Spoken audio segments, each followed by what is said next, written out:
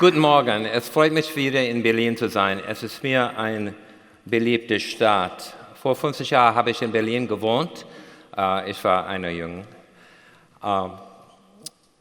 Ich möchte den Sponsoren der Konferenz davor zu danken, dass ich mit über Integrierte Project Delivery mit Ihnen besprechen durfte. Ich glaube, dass EPD Ihre Projekte besser machen könnte. Leider kann ich nicht meine Vorlesung auf Deutsch sprechen. Mein Deutsch reicht nicht aus. Jetzt weiter auf Englisch.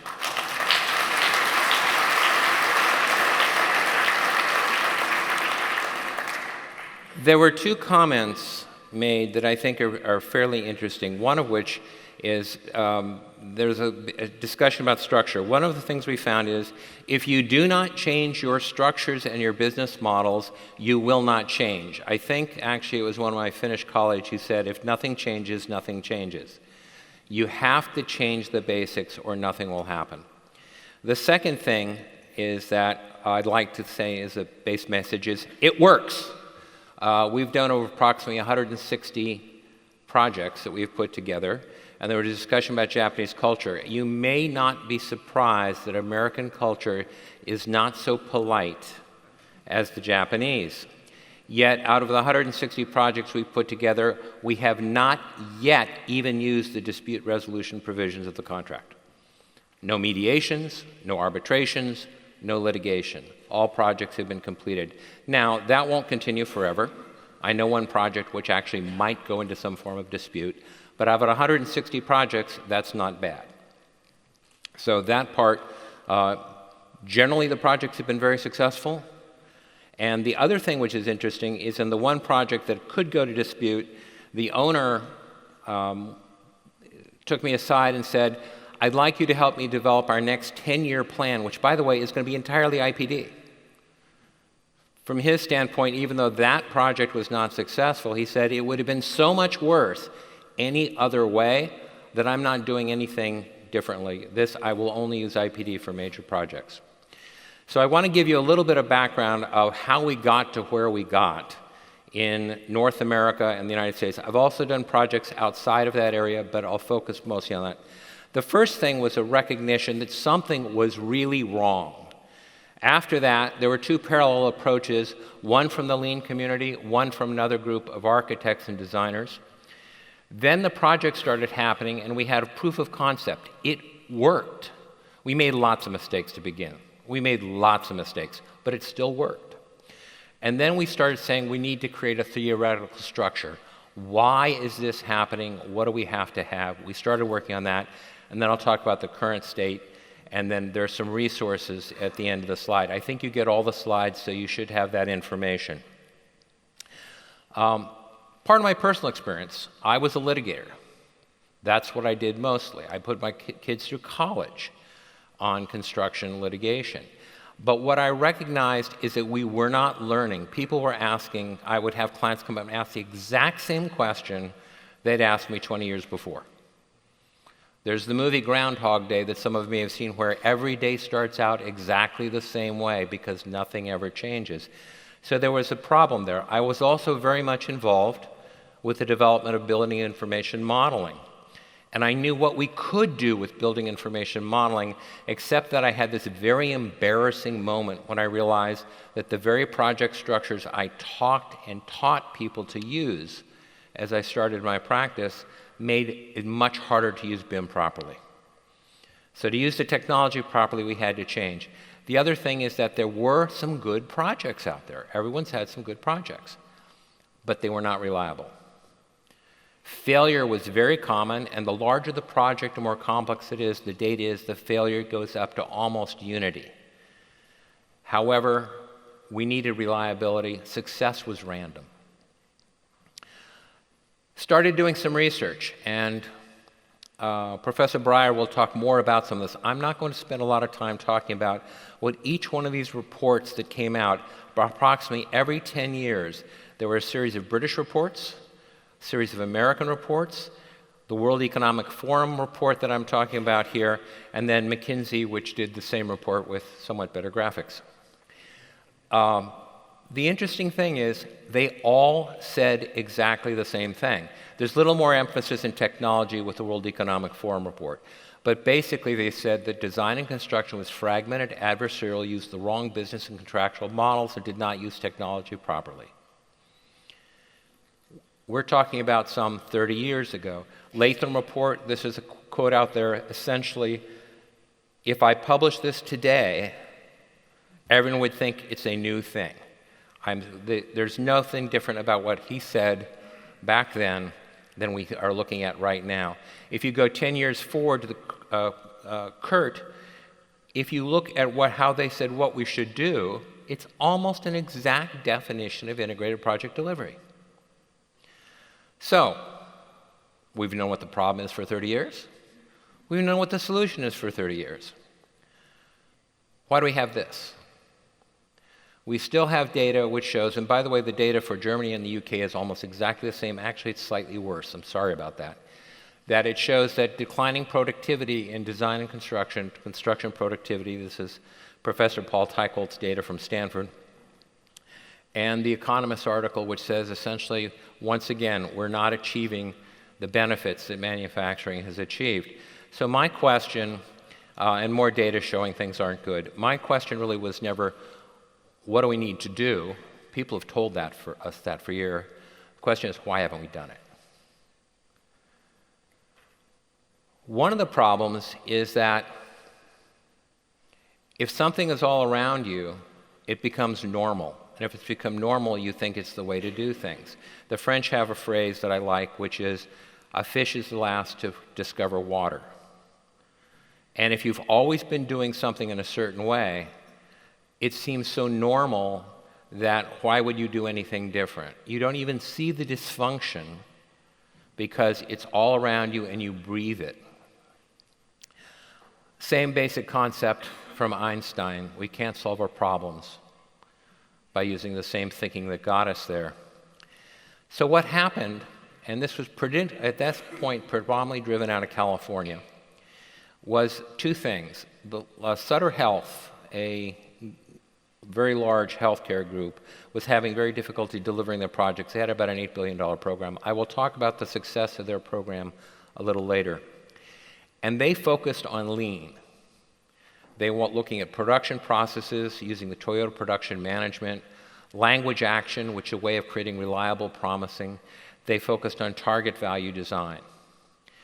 And then they realized that the contract structures they were using were making it very difficult to do these things.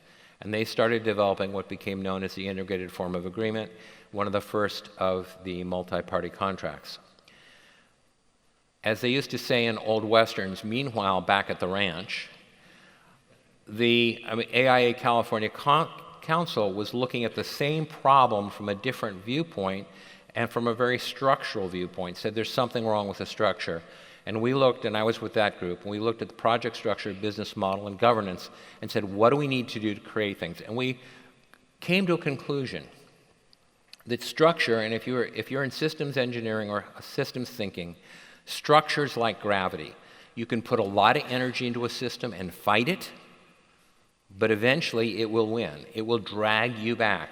So what we need to do is create structures that actually go in the direction we want to go, because otherwise we get random results. Only when there's immense energy and activity do you actually get success. So let's talk about a typical structure.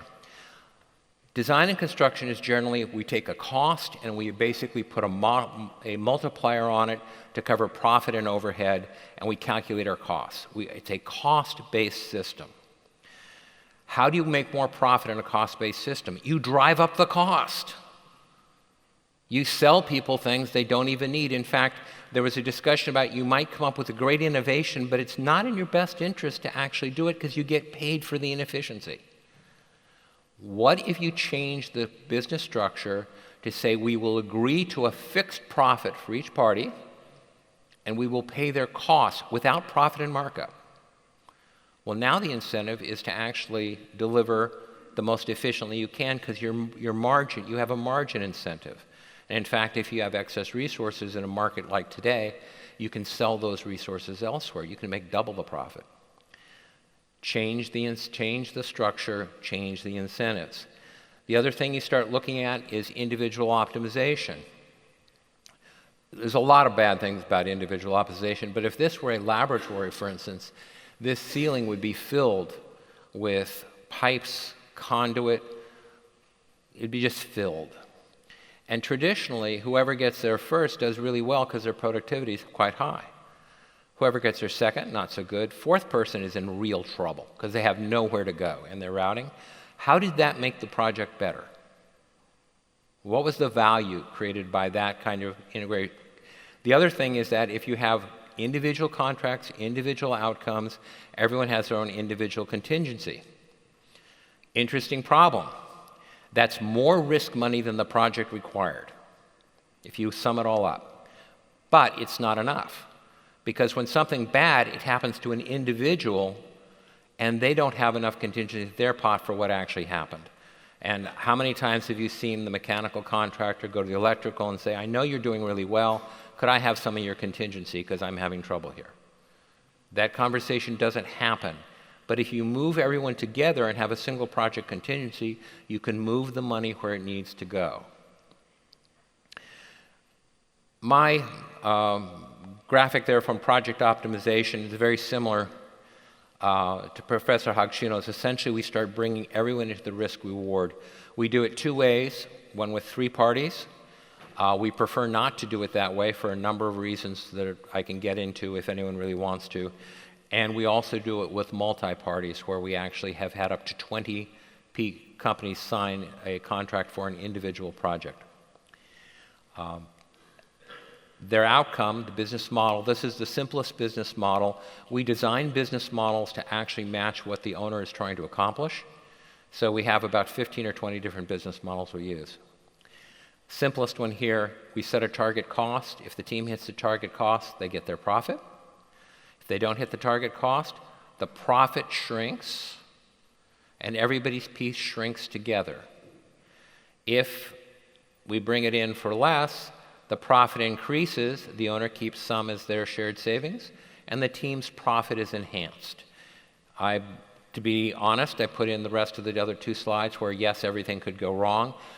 We've had one or two instances where that's happened. We've actually not had one go above the construction budget, but we have had a project go in, and the fourth bar where essentially nobody made any profit. They didn't lose money, but they didn't make any profit. Very rare, but not impossible. Just to give you an example, this is a different model. This model is designed not to produce the project at the cheapest possible cost, but to produce the most project for the amount of money that the owner has. This is, by the way, something a university very often wants to do. If you can deliver something for 100 million euro and they've got 125 to spend, they want to spend the full 125 and have a better facility for the next 40 to 60 years. This is how we basically look at what is we're trying to achieve in creating business model.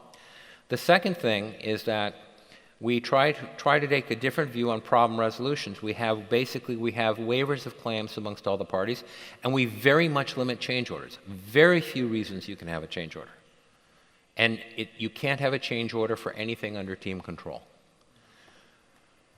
So instead of creating a system that we normally have where if something goes wrong, the most efficient thing to do on an individual basis is to blame someone else, we create a system where the most efficient thing to do if something goes wrong is to solve it. If you don't, everyone's profit goes down. So what you find, two things, is that now the trade contractors are very interested in what the design intent is, because they know when they get into the field, they have to solve a problem if they haven't figured it out. That's the most expensive time to figure it out. They start figuring it out earlier. Secondly, when something happens, we don't get everyone sort of saying, well, it's not, didn't you read that? It was in the plans, did you? We don't get this at all. They go, okay, what's the best solution? How do we solve this problem? So what you end up with in traditional project delivery is a system where it's very hard to keep that ball in the center. Not impossible, just very hard. In IPD, we're trying to create a system where the ball naturally wants to go to the center, because all the incentives and the governance mechanisms are designed to help make it happen that way. Now, I've focused a lot on structure for a couple reasons. If you don't change the structure, you're going to limit the opportunity. A lot of people think I can make a little change. I can add a little piece of technology. I can buy a new piece of software, and this will solve my problem. It won't. Until you get to the fundamentals, you don't actually make the change. However, structure is just one thing. I do a 5-minute presentation on IPD where I make everyone martinis. It's a lot more fun, by the way. But the point is, IPD is a cocktail. We have a structure. We have a glass. Glass won't do you any good. You've got to fill the glass up. We use lean processes, lean systems to start filling the glass up. We think about team dynamics. We think about a lot of what some people might call the soft issues, but are actually critically important.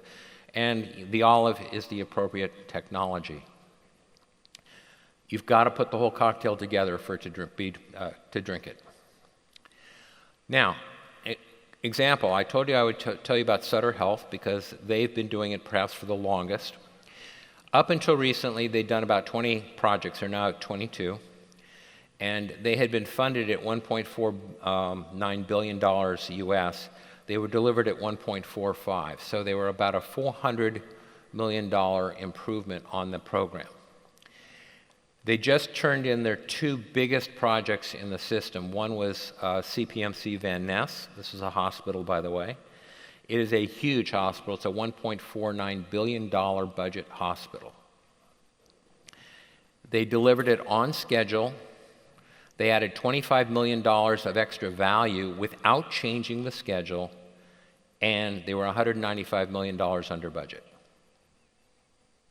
So it's a major, major outcome. That just opened up actually earlier this year. CPMC Mission Bernal, a little different project in there, as basically it was a much smaller version of that, also going on at the same time, and that one hit. It is on budget and on target, does not making the kind of savings. But that's an example of how they have worked constantly on improving their programs. And one of the things Mitch, who is the head of Sutter Health, said, until we moved to IPD, we had some good projects and bad projects. We could not reliably deliver. So the next phase we went into, we said, we've got these, what can we draw from the experience and actually sort of say, how does this actually work together? And a group of us, Professor Martin Fisher at Stanford, myself, 2 other folks from DPR Construction, another one who's a doctor, Atul Kanzod, started looking at this process, and we said, instead of just focusing on one thing, we think about bringing in team dynamics. What do we know? We know actually high-performance teams, psychological safety, this is some studies by Google's, it's the most important thing. We need to change that culture.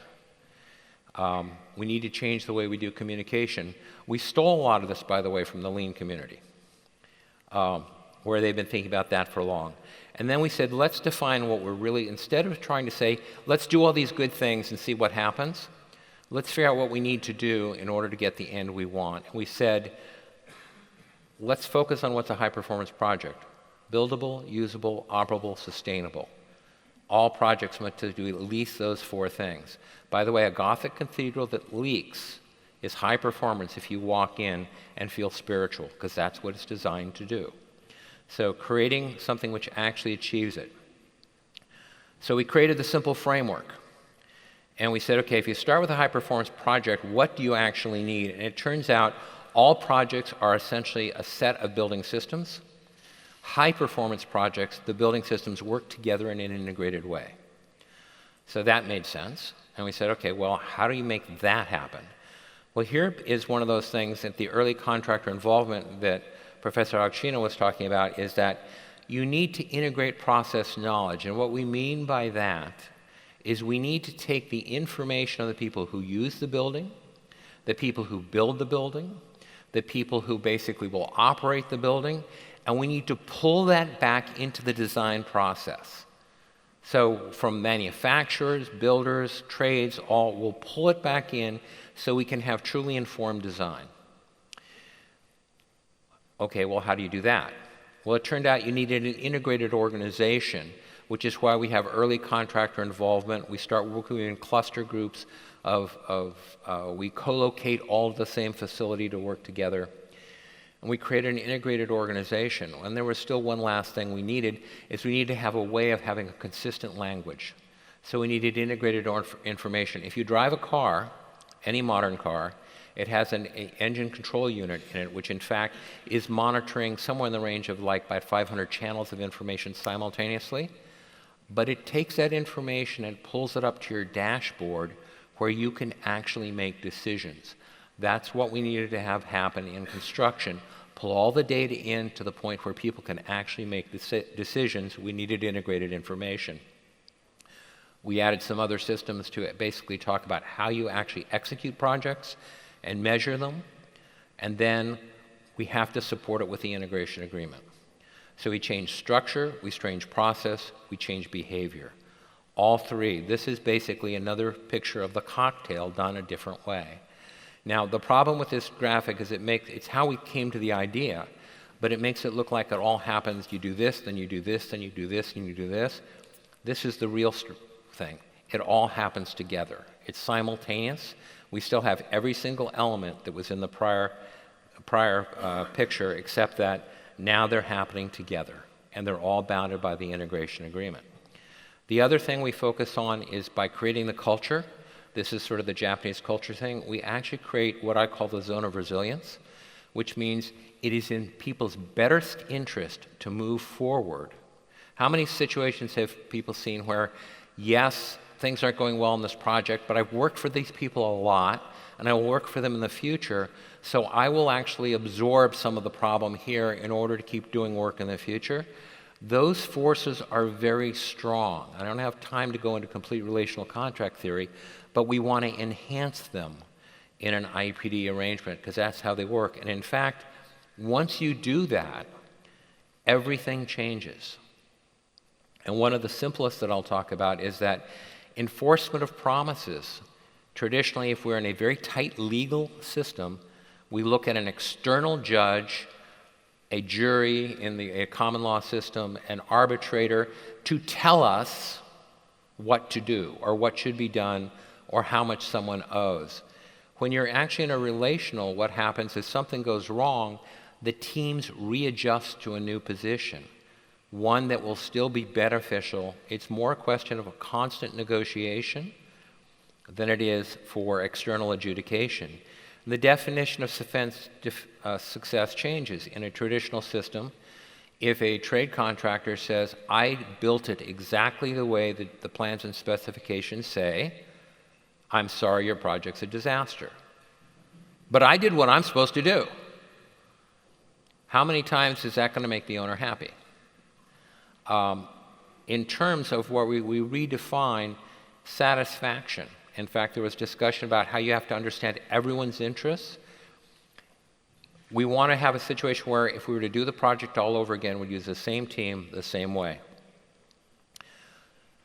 That changes means may sound very simple, but how can you satisfy someone unless you know why it is they really want to do the project to begin with?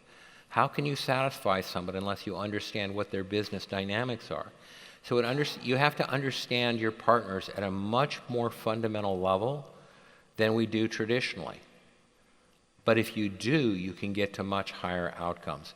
There's a whole series of other things in there that change. You can look at that.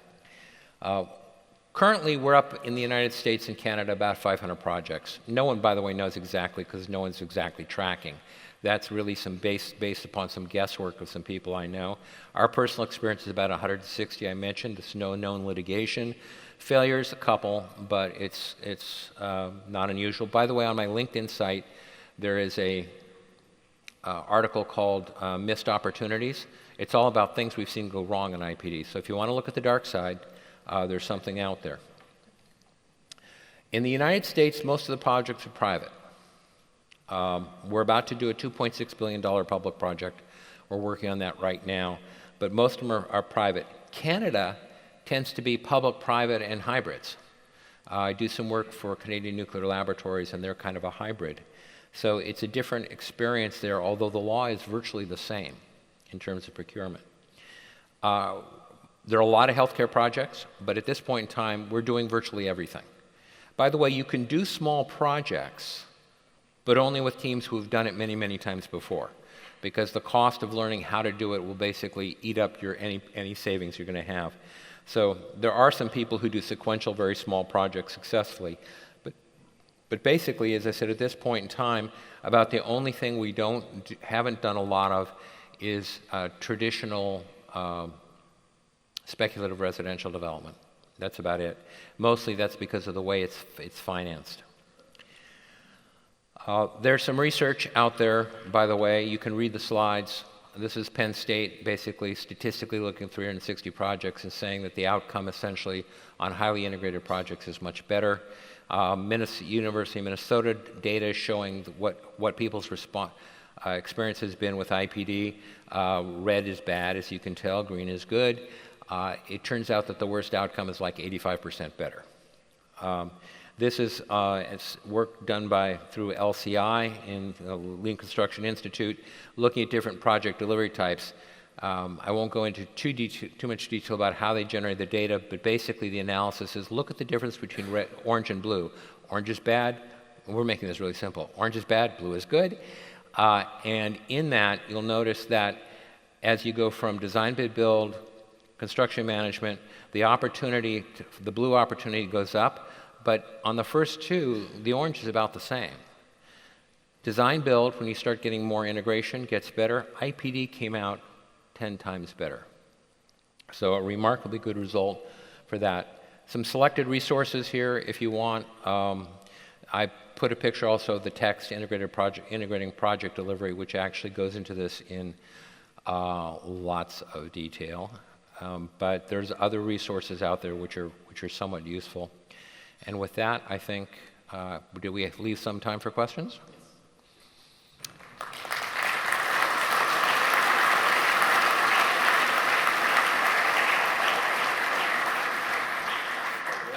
Switch, or can I have microphone 1, please? Microphone 1. So maybe I don't know if you need to remove the other microphone. Or is it working? Well, because I have to still.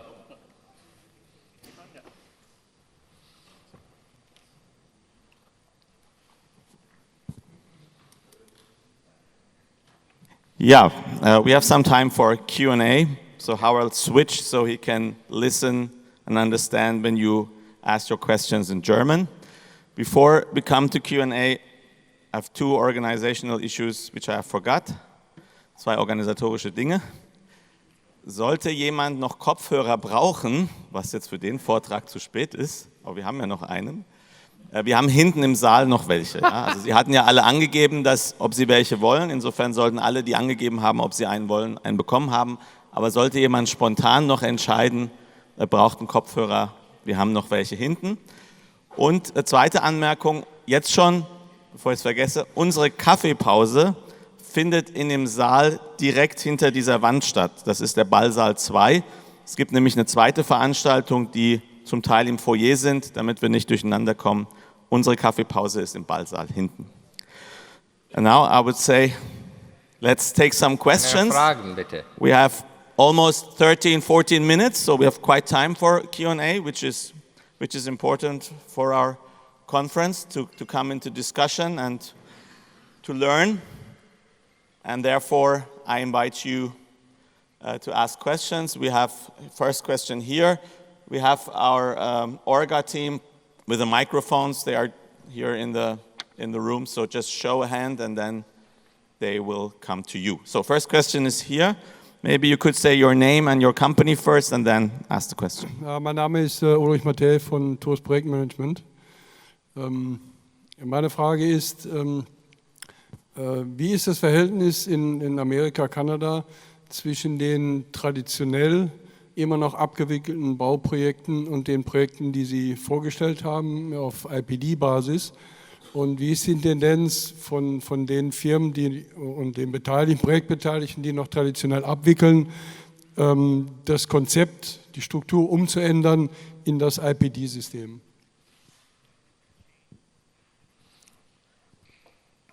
As a practical matter, most designers and contractors will do whatever the owner is asking them to do.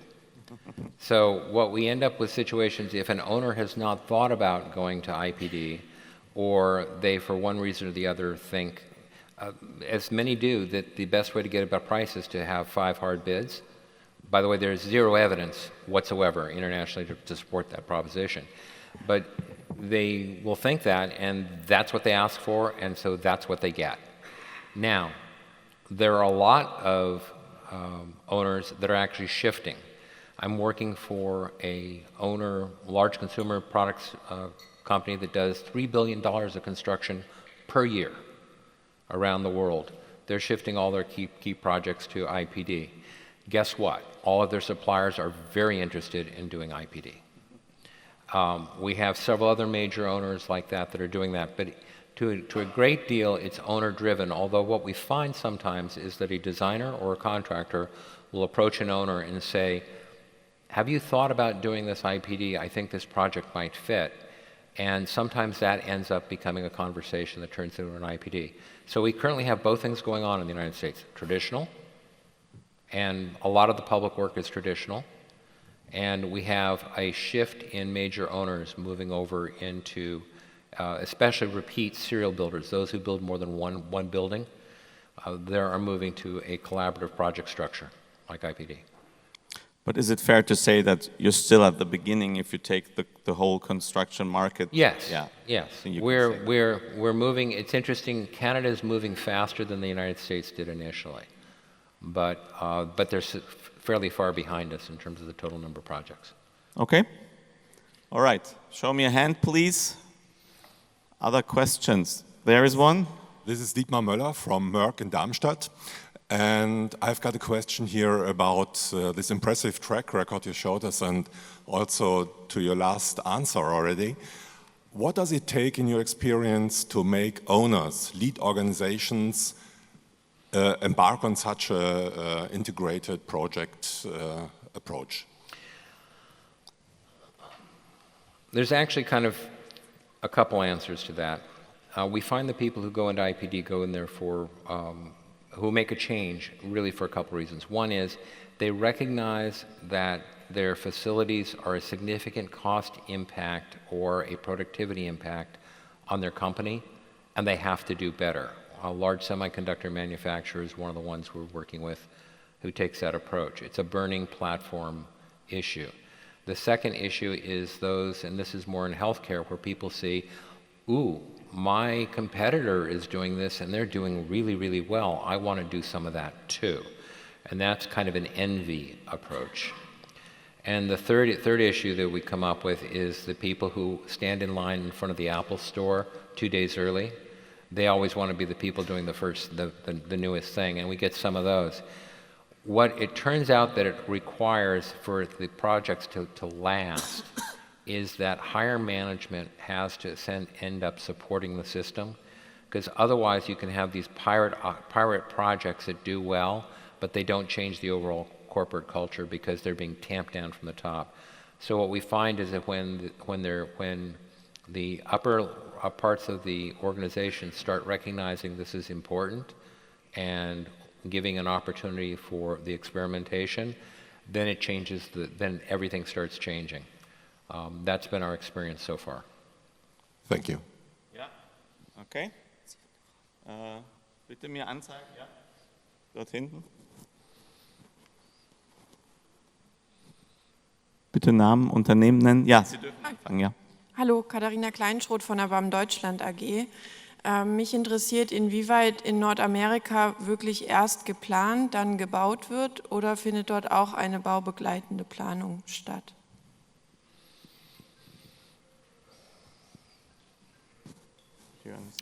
Well, I caught most of that, actually. For some reason, translation didn't catch up. But if I understood it, the question perhaps you... The question is, do you really have Design first versus- design and then construction, or do you have starting construction during a design still is ongoing? Actually, we usually have the latter in IPD, mostly because IPD makes it possible, because there's a discussion between, by the latter I mean, we often have an overlap between construction and design, because in the first place, if what you really need in order to start construction is to have some answers to critical questions, and we focus on those rather than creating packages of design documents that may answer those or may not, and may provide a lot of information we don't need right now. And we try to structure design as a flow of information, and that means often we can get into the field earlier. A project we did in Maine, $320 million hospital, because of this way of interleaving design and construction, we had 4 estimates of cost and schedule in traditional modes. The project started late. It ran into too much, by the way, in central Maine, there's this thing called winter, and starting late's not a good thing. They ran into winter, they ran into excess rock, and they finished 10 months early. And it was in part because they managed to figure out what design decisions need to be made, have the designers working very closely with the contractors and with the foundation contractors, and actually accelerated foundation construction, completion of foundation, in the midst of a lot of delays. And that's because you're focusing on not packages, not complete packages, but information necessary to process the project. Okay. I see here, see 2 questions. Maybe first Mr. Schuchart from Bayer, and then we take the second one. Yeah, thank you very much, Mr. Ashcraft, for this very nice presentation first. Thank you very much. I'm especially interested in one subject. Mr. Hagshino said I Mr. introduced Schuchart him. and Bayer. Okay, yeah, I can repeat it again. After, No problem. My question is about this multi-party agreement. Basically, your presentation end up in this maybe so-called full IPD approach with a multi-party agreement. Maybe in Germany there is some resistance regarding multi-party agreements. Maybe we will hear something about later about the foundation in the legal system of it. So maybe you can give us some advice or some experience in the US where there are also some discussions about how is it based in the legal system in the US. It is possible to do IPD with everyone having an individual contract, and it will make your lawyers very happy because it's very expensive. It requires many, many contracts. They're very hard to keep all perfectly aligned, but with a lot of effort it could be done, and I've done it a couple of times, and I've viewed it as a complete waste of resources. But we've done that. The second thing is that we used to do our initial projects with just 3 parties, and then have the other parties underneath, which looks a lot like design, build, or EPC, if you're thinking that way, and have everyone under subcontracts. But we found 2 things wrong with that. One of which is that the trade contractors did not change the way they were thinking. They said, I work for the general contractor, therefore I wait for them to tell me what to do. Where we wanted to engage a level of innovation from those people, and we found that actually putting everyone together actually had better performance. There are a couple issues with doing that, but overall that's where you want to be. If you can't be there, you can do it other ways. It's just more complicated to do, and perhaps has a little less opportunity for performance enhancement. Ich denke, Schuchart, nochmal zu der Frage Einordnung ins deutsche Rechtssystem. Wir werden sowohl in der Podiumsdiskussion einen Teil darüber sprechen, als auch Wolfgang Breyer heute Nachmittag. Insofern wird es da nochmal eine Vertiefung geben. So, hier war rechts, von mir aus rechts eine Frage. Ja. Mein Name ist Wolfgang Flatscher, Project First. Actually, I came back from foreign countries after 18 years last year. And when I talked about IPD and lean, everyone thought I was crazy. And until I heard an interview with Dr. Breyer, and when I sent him an email, he immediately replied and pointed me to this event today. So I think there's still hope in Germany. My question is, I'm missing software and technology, and I'm missing software vendors here in the audience. And my question would be, what kind of software and technology are you using in, for example, US projects, IPD projects? Because, let me just give you a brief example. If you use BIM and you're sending BIM files around or put them on a Google Drive for download, then you didn't achieve much. If you use Revit collaboration for Revit, for example, then it can work on a model in the cloud in parallel. So there are enabling techniques for IPD, and I'm missing this as a part of the event today. Okay, thank you very much. Okay. So that's a statement. And the question was whether Howard has experience or can elaborate on software technology. I leave that up to you. There are two things. One is, get your process correct first, then automate it. Don't automate and then figure out if you've got the right process. That doesn't work. One of those things that once you do, though, actually how you set up your information networks becomes quite important. And on the project structures we do, one of the first things we do is that once the team is assembled, is we put together, especially on a large project, a subgroup that's job is to actually define what software is going to get used, what the IT framework and structure is going to be. On some of the early projects, you couldn't actually have everything on a single network because the bandwidth was too low. That's not really a problem now. But you actually focus on how you create integration, how you integrate the information and flow it up through all the systems, which have to be able to talk together. So it's a very complicated, it's a very important problem. It can be partially solved, but the way technology changes, we don't say this is what you do and we don't stay. Every time we start a big project, we basically ask the same question of what is the best for purpose solutions that actually allow us to achieve what we're trying to do, and let's build an IT structure that supports that. Okay, we can take one more question before the break. Michael Hiss, Flughafen München. Danke. Bitte.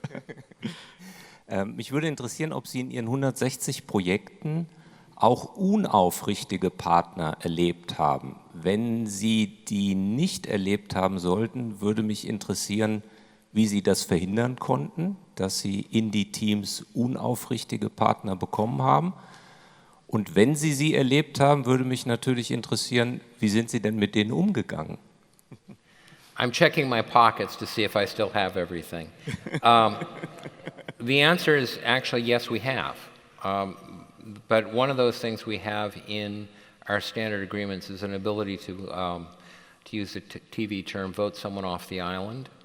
We can actually remove people and parties from that if they are not actually participating correctly. The one project I've talked about that did not go so well, or I mentioned that it didn't go so well, we had a general contractor who actually did everything they could to hide information. They were fired once. The owner actually allowed them back. That was the big mistake that killed the project.